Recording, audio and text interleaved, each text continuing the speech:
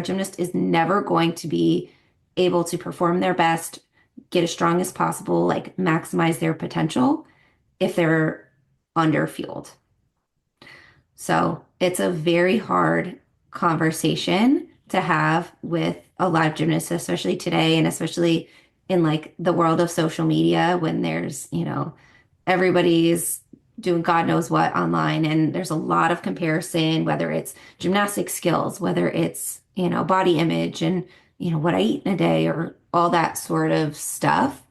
Um, it's very hard for a teenager to say, okay, well, maybe that's not me.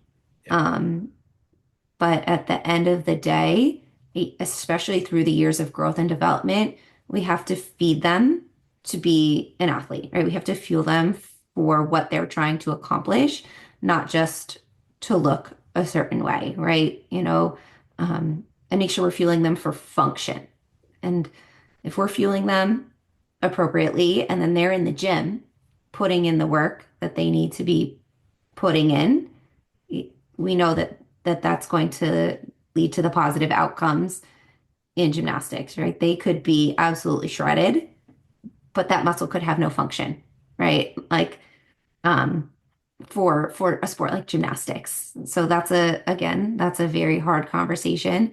I think the visibility of NCAA gymnastics is really helping with that though, to see that grown up adult bodies can look different and can be successful.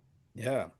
Now let's kind of lay a foundation for people in regards to nutrition. When you say nutrition, what does that encompass? Like you know, what does that look like? And some of the definitions that should be known in regards to nutrition. Some that could come to mind is like carbs, proteins, water, Mhm. vitamins, supplements, all these things. What encompasses the word nutrition? And can you kind of define different parts and what their purposes are? Yeah, absolutely.